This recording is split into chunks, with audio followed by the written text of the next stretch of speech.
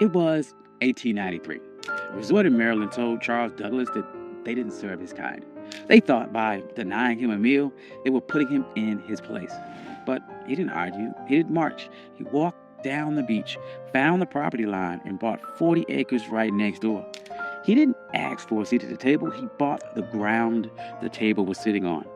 This is the story of how Charles Douglas turned a restaurant rejection into the first black municipality in the state of Maryland. This is One Mike Black History, and if you like stories like this, you can find more stories like this at onemikehistory.com. But without further ado, let's get started. To understand this heist, you have to understand the insult. It was August of 1893. The Chesapeake Bay was the playground for Washington and Baltimore's elite. The system at the time called the place Bay Ridge. It was known as the Queen of Chesapeake. It was a grand hotel, massive boardwalk, and a restaurant that promised the finest dining on the East Coast.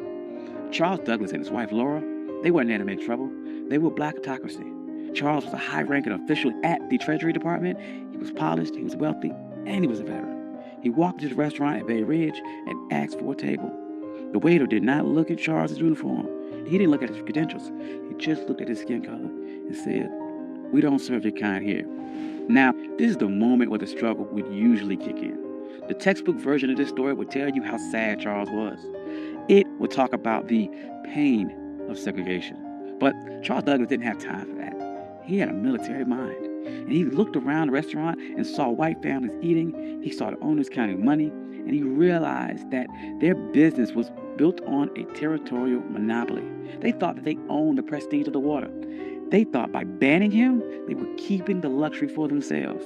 Charles walked out of that restaurant, but he did not leave the area. He walked down the beach, he crossed the property line, and he stood on the dirt right next to the people that insulted him. He was looking at a 40-acre tract known as Bashir's Farm. It was rugged, overgrown patch of coastline. To the owners of Bay Ridge, it was a waste of space. To the system, it was unimproved land. But to the Colonel, it was the high ground. Charles Douglas knew something the owners of Bay Ridge didn't. The system is only as strong as its borders. Bay Ridge was a fortress of whiteness, but the walls ended at the property line. If Charles could control the land right next to them, he didn't need their permission to exist. He could create a parallel world that Jim Crow laws of public accommodations could not touch. See, in 1893, separate but equal wasn't even legal doctrine yet. That would not happen for another 3 years with Plessy versus Ferguson. But the private property doctrine was already ironclad. The law of the land said that a man could do whatever he wanted with the dirt that he owned. Charles realized that public space was a trap. If you relied on the public to treat you fairly, you were a beggar. But if you owned the private, you were sovereign. So he went to the owner of the 40-acre farm, a man by the name of Daniel Bashirs. He didn't ask for a favor. He brought money.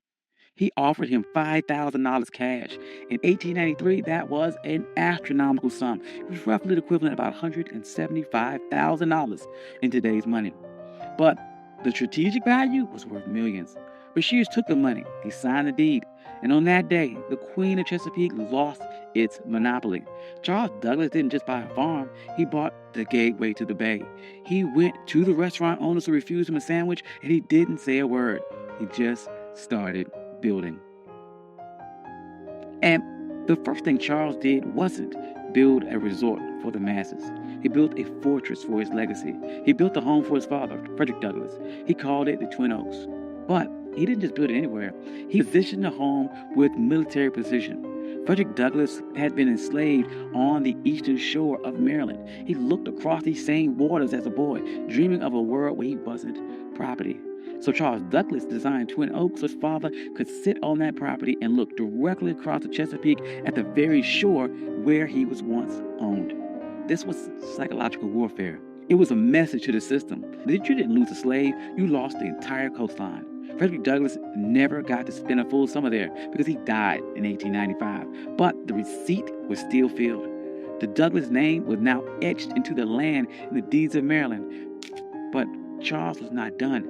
He knew that one house was an anomaly, but an entire empire is a network. So he began subdividing the land, and he didn't sell it to just anyone. He targeted the sovereign class. He sold lots to black doctors, black lawyers, black engineers, black poets in D.C. and Baltimore. He created a neighborhood where the white-only signs of Bay Ridge were relevant. By the turn of the century, Highland Beach wasn't just a place to swim. It was a black think tank. Paul Robeson was there. Langston Hughes was there. W.E.B. Du Bois was there. They weren't protesting segregation. They ignored it. They built their own hotels. They built their own pier. They built a community center. They built a closed economy where black money stayed in black pockets and black dignity was the default setting. Now, there's no way the system sat back and watched this happen. The owners of the white resorts nearby were furious. They saw the private property loophole working against them, and they realized that they had lost control of their territory. So they tried to use paper weapons. First, they tried to use vagrancy laws. They sent the police to harass people walking between the train station and Highland Beach. They wanted to make the journey so uncomfortable that the residents would give up. That didn't work. Highland Beach residents started their own shuttle service. They controlled the logistics. Then the white resort owners tried to use a legal glitch. They realized that Highland Beach was technically a part of an unincorporated area. They thought they could use local zoning boards to condemn the land or pass an ordinance that would tax the Douglas family into bankruptcy. They tried to treat Highland Beach like a nuisance. But the residents of Highland Beach were some of the smartest people in the state. They knew that in America, the ultimate hack for land was municipal status. In 1922, they executed their final move of the heist. They petitioned the state of Maryland to become an unincorporated town. They didn't want to be a neighborhood. They wanted to be government. They won. Highland Beach became the first black municipality in the history of Maryland. Think about the payoff here. Because they were a town, they had their own mayor, they had their own police department, and they had their own zoning board. When the white resort owners tried to pass laws against them, the people of Highland Beach just passed their own laws to cancel them out. They weren't marching and asking for civil rights. They were exercising their statutory power.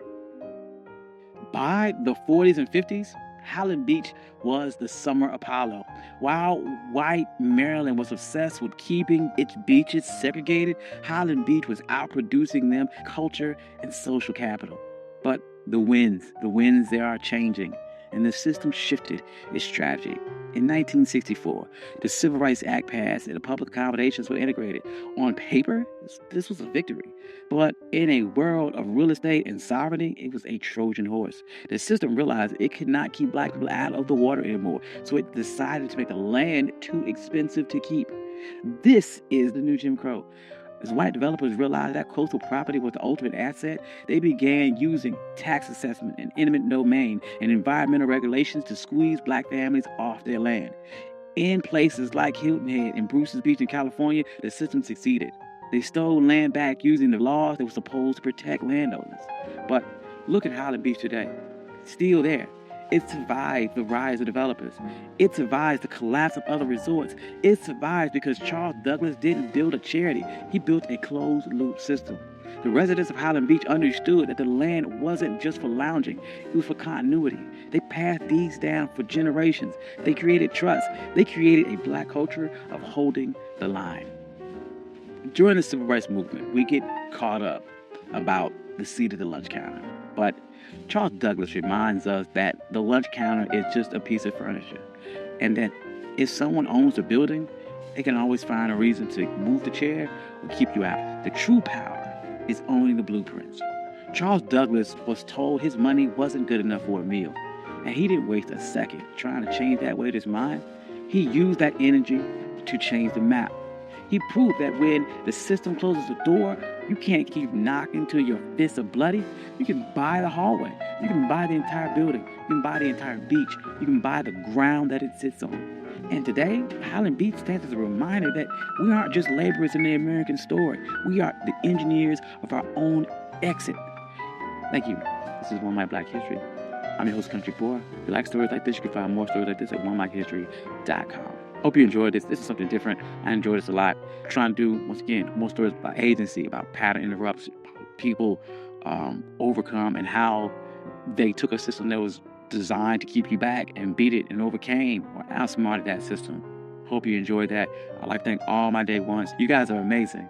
Thank you guys all for coming out. Like, financial contributors. Oh, yes. And if you don't see your name here, please reach out to me.